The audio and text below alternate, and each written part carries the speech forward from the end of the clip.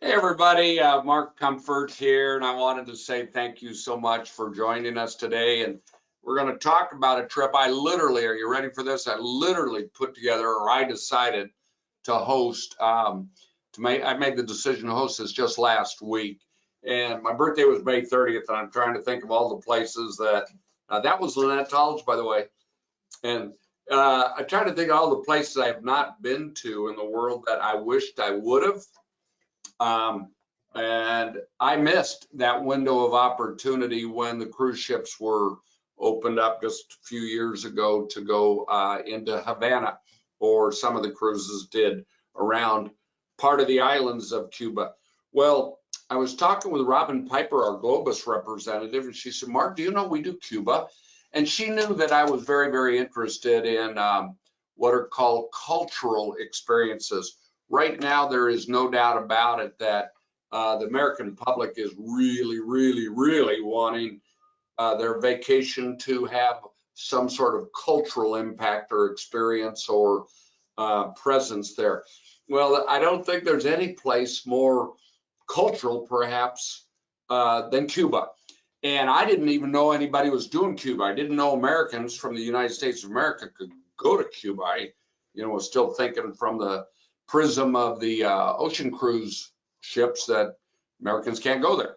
So anyway, long story short, Robin said, no. We have a Globus family of brands has a deal through People to People where you can go in and you will literally have 9 days of a cultural experience seeing Havana, yes, Havana, for 3 or 4 days, but then 5 or 6 days of the rest of Cuba, which is really in many cases like in Europe or South America or anywhere else what you want to do. You know the big cities' names, but it's the little cities that many times leave the biggest impact on you and make the best memories. So all of this, I think, is going to be real exciting. And Globus is doing this through the People to People program. And I have had lots and lots of my friends, especially Don Brecken and Sandy and a lot of the Rotary people I have been involved with for 25 years. Rotary does a lot of people to people because the emphasis is on people and the culture of the place you're going to.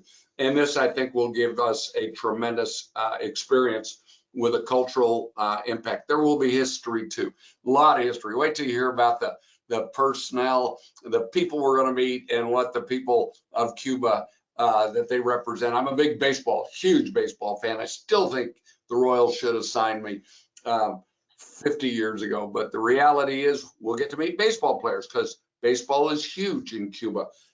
Cigar making, rum, of course, is big. Dancing, they have their own kind of dance that we're going to find out about. I think all this is, and just frankly, the lifestyle.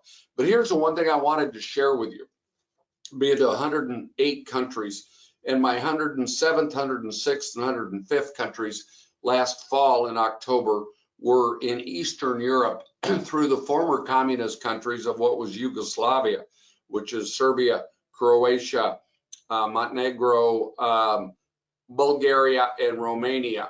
And honest to goodness, it was the most eye-opening experience to me outside of Budapest, Hungary, that I've ever been to, because I saw what communism did in thwarting the growth and the modernization of those countries. And I mean, it was fascinating to me, and it has just stuck with me so very much. We're going to see the same thing even more in Cuba, because over in those Eastern European bloc countries I was just telling you about, capitalism has now come in, democracy has now come into those countries. So you can see the unique differences between communism and capitalism.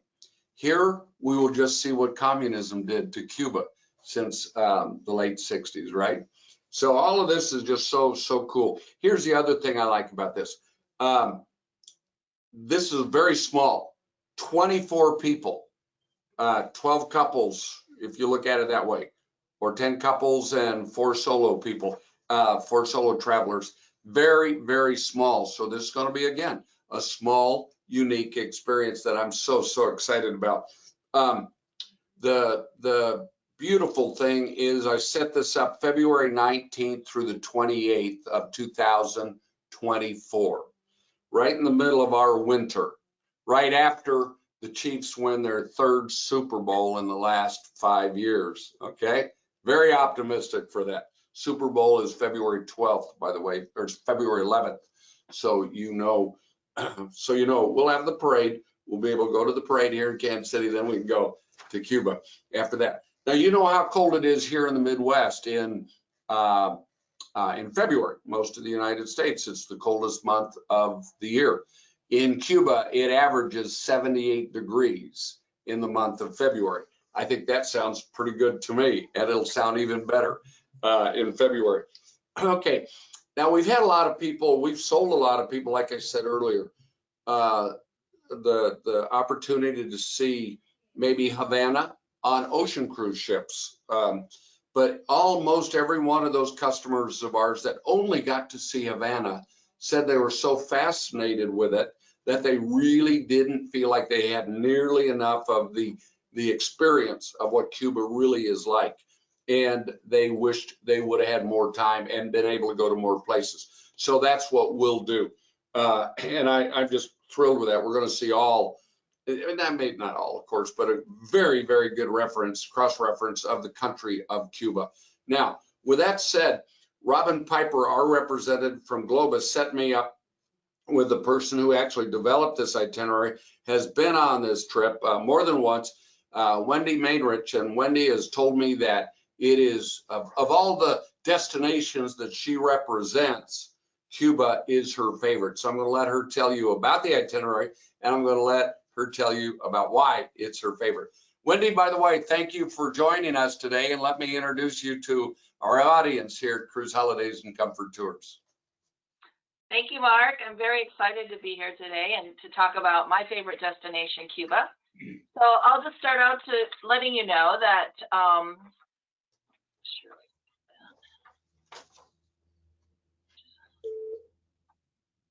so the trip that we are talking about here is Cuba's culture, history, and colonial cities. And this is a 10-day, 9-night itinerary, and it includes the capital city of Havana. So Havana is a large city, 2 million people, but it has its UNESCO World Heritage Site, which is called Old Town. So it's very quaint and charming, a lot of historical buildings there. We also go out to Trinidad and Camagüey and Cienfuegos, which are the colonial cities, and they're all a little different. Some were founded by Spanish, some by the French, so they have a different feel. These are also UNESCO World Heritage Sites. And then we have some other historical stops, the Bay of Pigs, which everybody knows from our history, and Santa Clara, which is also known as a revolutionary city. Che Guevara's memorial is located there, so we stop and learn a little bit more about that. As far as the itinerary goes, it's really about meeting the people of Cuba, learning about the culture, the history, the architecture, and so these are some of the experiences we're going to have. So one of the things we're going to do is meet members of this antique car club. Some of you may be familiar. There was a TV show. It was either on the History Channel or A&E called Cuba Chrome, and it told the story about these 1950s cars in Cuba. These are American cars. Obviously, when the embargo hit, they were not coming in. Anything was coming into the country, even parts. And so it kind of tells the story how these Cubans keep these 1950s cars up and running. And we're going to meet a car club, and they're going to pop the hood so the guys can look underneath. They're going to talk about some of the activities they do, some of the ways they give back to their local communities. And it's just fun because so many Americans have that history with these old 1950s cars, whether you own one, maybe your father did, an uncle or somebody. So it's a really great tie-in between U.S. participants and also the Cubans. As Mark already mentioned, we're going to learn about Cuban baseball and how it interacts with the U.S. It's a huge part of their culture there. Obviously, the American sailors had sailed into Cuba, taught the game to Cubans, and now it's such a big part of their culture. So we're going to hear about, what a baseball game is like in Cuba versus in the US, what they get paid. Very different than what our, professional players get paid in America. We'll talk about Little League, the history of Jackie Robinson and the importance that he was in the game. And it's really a fun interaction, again, between the US participants and the Cubans. We also go visit Finca Villa, which is Ernest Hemingway's home. He lived in Cuba for many, many years, and you can go and see his home. Literally looks like he just left yesterday. Everything's kind of frozen in time. He's still very well revered in Cuba and very loved by the Cuban people. So that's also a great interaction. And then, as I mentioned, we're going to go to the Bay of Pigs site and learn more about the history of that. We kind of know our history from the American side. We're going to learn a little bit about the Cuban history on their side. Again, more cultural exchanges in Camagüey. We're going to go to the famous Camagüey Ballet. You're going to meet the ballerinas, the teachers. You're actually even going to go into the costume shop. You're going to see women sewing with these old 1950s Singer sewing machines and how they have to reuse materials, buttons, all of those types of things, because they just don't have the funding like we have here in the States and in the rest of the world. So it's very interesting to see, along with meeting the ballerinas, learning what their daily lives are like, their training, where do they perform, what their daily lives are like when they're performing versus when they're training. We also get to meet along the way musicians. Music is such a huge part of the Cuban culture. When you sit down for lunch, when you sit down for dinner, there's usually a musical band playing. There's music out in the streets. I kid you not, a lot of times you go for breakfast in the morning and they have somebody sitting there playing the piano for you. So it's really fun to interact with the musical performers as well. Another thing we're going to do is visit a local farm. So you're going to get to meet the workers, and then later you'll sit down, you'll learn about life on the farm, the products they grow, just their kind of 9 to 5 type of day. And then you'll sit down and you'll have a farm to table lunch. So actually eating the food that was grown there on the farm. We're also going to meet, there's not a lot of different private businesses in Cuba. As Mark mentioned, it is a communist country, but we are going to be able to meet some of the private business owners and hear their stories. One of my favorites is a woman who actually used to work at the Milia Cohiba Hotel. It used to be the hotel to stay at in Cuba, and they had this wonderful cigar lounge. So she got to meet all kinds of famous people, American actors, politicians. They would come into the cigar bars. She would have to interact with them. Well, when COVID hit and the hotel closed down, she was out of a job, like a lot of people, and she had to reinvent herself. And so what she did was take a lot of these old cigar boxes. She's made them into cute little purses and bags. She's taken the typical like white cotton shirts worn by Cuban men and made them into little fashion accessories, dresses, those types of things. So you get to learn her story and her life and how she, survived through the pandemic and how it made her actually a private business owner. So a lot of great stories. Those are just a few that I'm highlighting, but this is really what the program is full of, learning the Cuba's culture, as I said, the history and the lives, and having those interchanges with the local Cuban people. Quickly, just want to hit on the hotels you would stay at. In Havana, you would stay at the Grand Aston Hotel. This is a brand new hotel, just opened just a little bit over a year ago. It's a high-rise hotel. It's right on the famous Malecon, the road that kind of skirts the harbor. It has several restaurants, an outdoor pool, as you see in this picture, a gym, all the amenities you're used to. Now, when we get out into more of the colonial cities, they're much smaller towns, and here we're going to stay at smaller, like boutique-style hotels. They're in a great location. They all have restaurants, TVs, and air conditioning, that type of thing you don't need to worry about. They're just not going to have all the amenities, as I said, in this large hotel with the pool and the gym and multiple restaurants, but they're all great, good quality hotels that we've chosen. getting into some of the things to know about Cuba. So you don't really go to Cuba as a tourist. It is still governed by the Department of State or the Office of Foreign Asset Control. And this is due to the embargo against Cuba.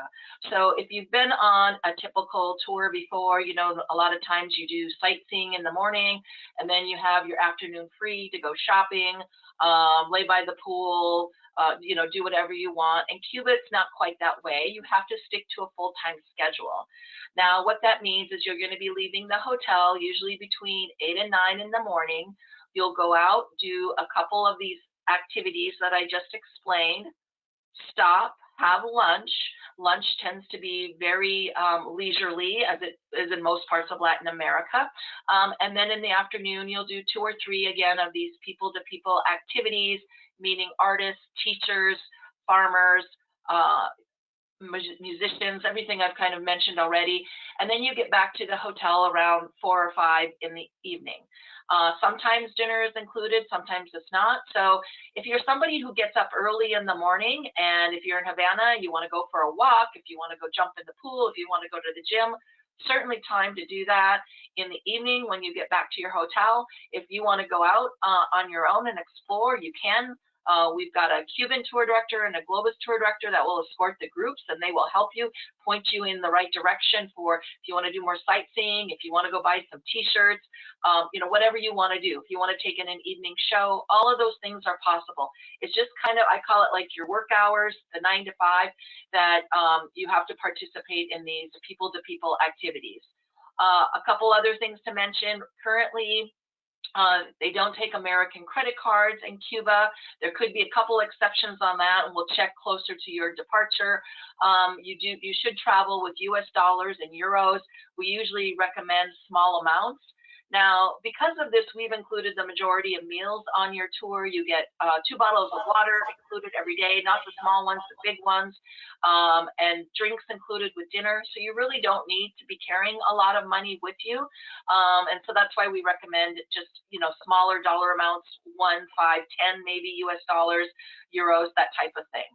A few other helpful hints for traveling to Cuba. As I mentioned, you're going to be with a Cuban TD and a Globus TD, fluent in Spanish, have traveled to Cuba many times, and they're going to help with those interactions. Most people in Cuba speak English unless you get somebody who's a bit older. They may not have learned English. They all get American TV, so they understand it. They may be a little bit hesitant to speak with you.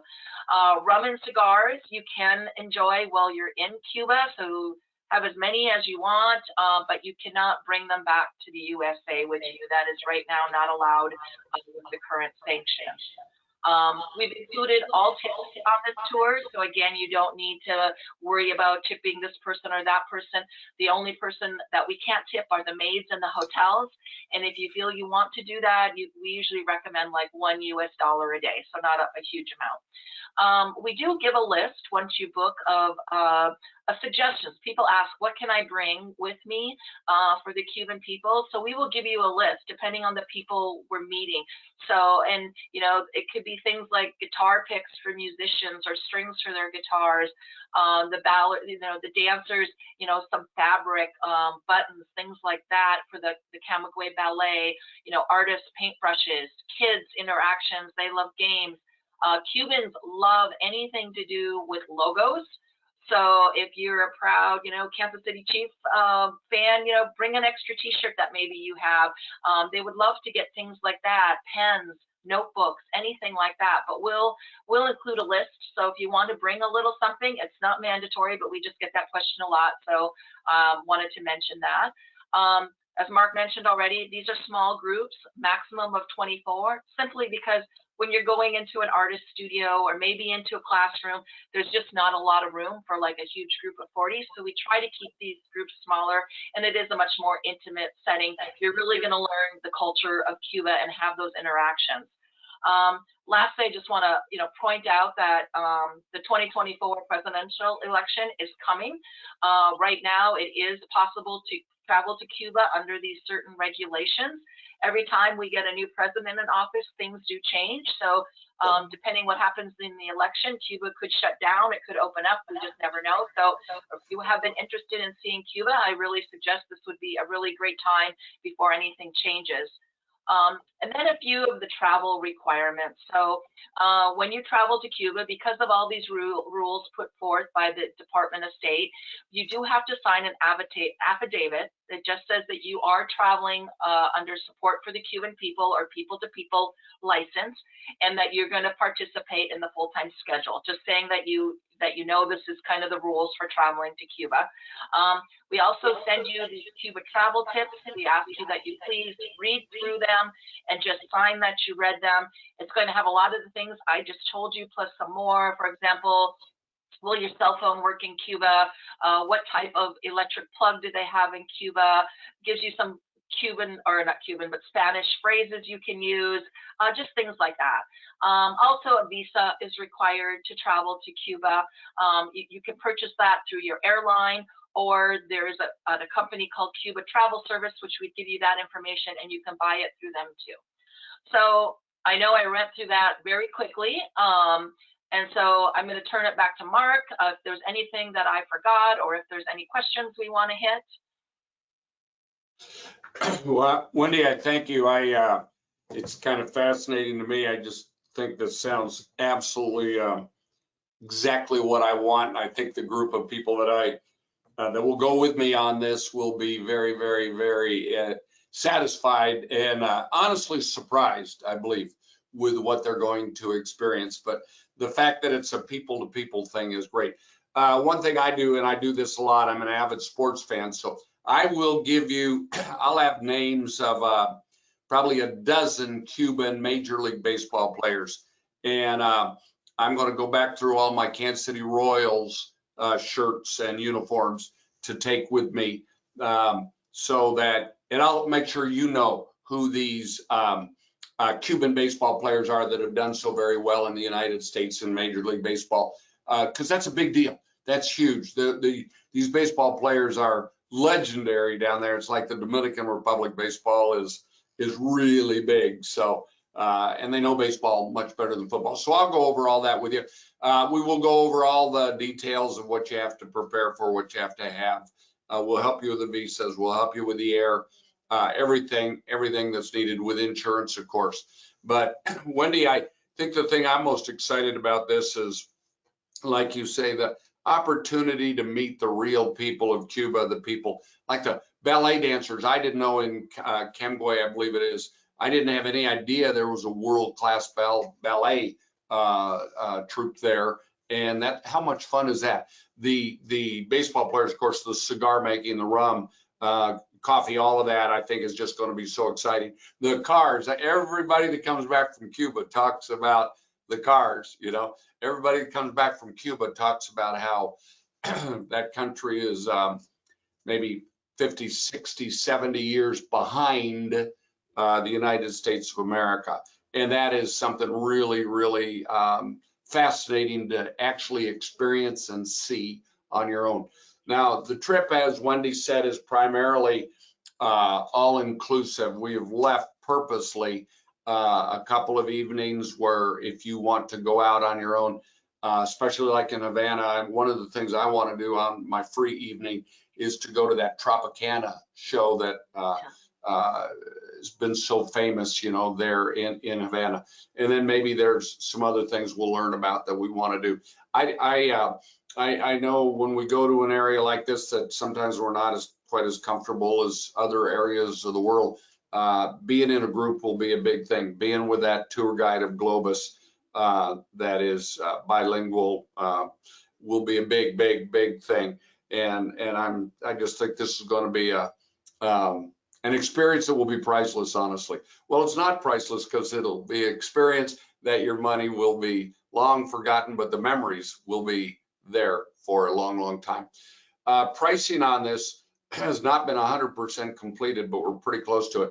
you can plan on around $5,499, give or take a little bit. We have to find out if we're including the visas and a couple other things, but just for budgeting purposes, the trip itself, the 9 days, 9 full days in all of Cuba will be about $5,499 a person.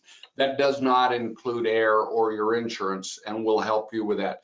We glanced at insurance, or we glanced at air, excuse me, and air is from Kansas City, just using Kansas City to Havana and back to Kansas City, is around somewhere between $800 and $1,100 in economy. So that'll give you an idea as far as budgeting, and of course if you have points and things like that. But we'll help you with all of this so you don't have to think about a thing.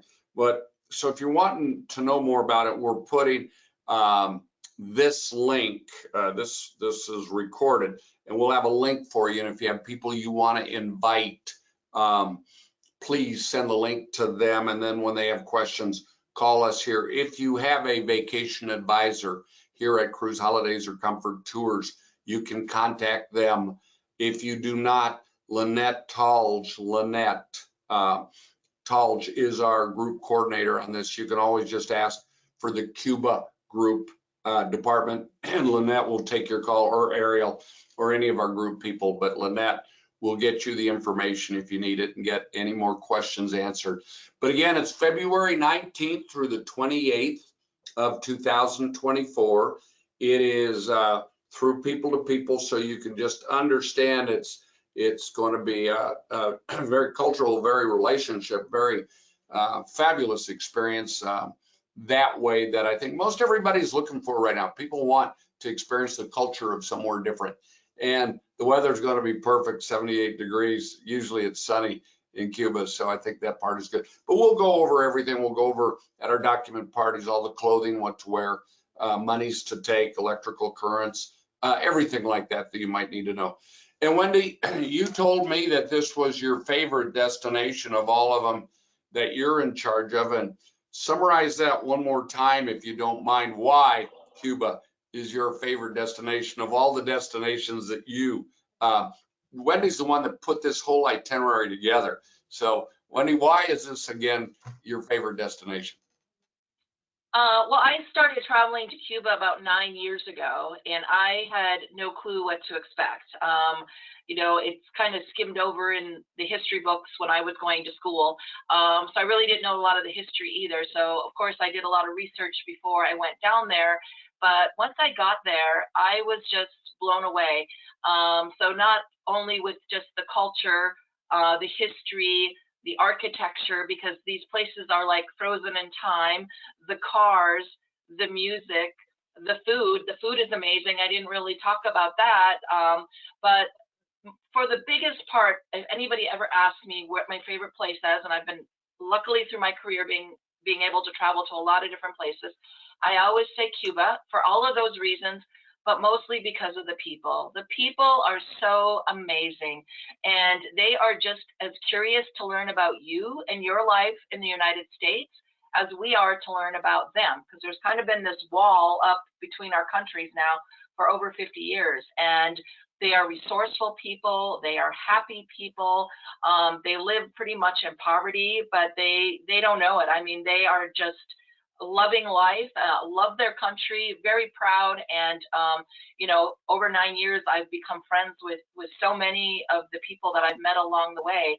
And when you go on this trip, you will too. You will all of a sudden becoming friends with them on Facebook or some other social media. And it's kind of like that. You're going there for obviously, the experience, but you're going to come back with friends. And that's how I can best describe Cuba. It's just a marvelous place. I appreciate that so much. Well, you got me all excited. And Wendy and I, of course, went through this whole itinerary earlier on in the week and last week. We went through everything that's included. We went through what all the needs are. So we've got all of that down. And just remember, like Wendy said, 24 people maximum. So in essence, if it's couples or even two solo travelers traveling together, you've got 12 rooms, right? So 12 couples, if you will. So please, we'll have a deposit amount for you for those people that want to deposit. Then we'll tell you when the final payment